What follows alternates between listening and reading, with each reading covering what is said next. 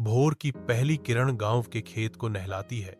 जैसे ही रामू काका अपना दिन शुरू करते हैं, उनका सिलहूट जागती धरती के खिलाफ खड़ा होता है। सूर्य की गोद में मिट्टी की खुशबू उठती है।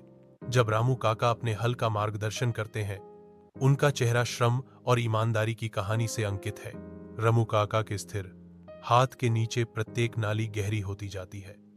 पक्षियों की लयबद्ध चहचहाहट उनकी अथक लगन के लिए एक कोरस है। गांव रामू काका की अटूट प्रतिबद्धता को देखकर जागता है, जो ईमानदार परिश्रम की सादी सुंदरता का प्रमाण है। हर कदम पर रामू काका भूमि की भावना का प्रतीक हैं। उनके अनुभवी हाथ एक नए दिन का वादा गढ़ते हैं। सुनहरी रोशनी रामू काका को गले लगाती है, क्योंकि वह अपना काम जारी रखते हैं, जो गांव की स्थायी ताकत और लचीलेपन का जीता जागता उदाहरण है। काले बादल आसमान को ढक लेते हैं, जो रामू काका के गांव में आने वाले तूफान का संकेत देते हैं। हवाएं तेज हो जाती हैं और आसमान मूसलाधार बारिश करता है, जैसे बिजली आसमान को चीर देती है। रामू काका का गेहूं का खेत प्रकृति के प्रकोप का शिकार हो गया। फसलें समतल हो गईं और बाढ़ में बह गईं।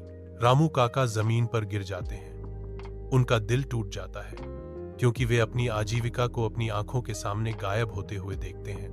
रामू काका के चेहरे पर आंसू बहते हैं, क्योंकि वह निराशा में चिल्लाते हैं, हे भगवान, अब क्या होगा?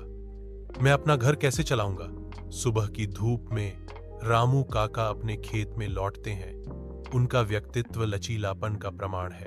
ग्रामीणों ने आश्चर्य से देखा कि वह दृढ़ता से अपना काम फिर से शुरू करता है। एक ग्रामीण आश्चर्य और प्रशंसा के मिश्रण के साथ चिल्लाता है, रामू काका, आप फिर से खेत में वापस आ गए हैं। रामू काका रुकते हैं। उनकी आंखों में गहरा संकल्प झलकता है।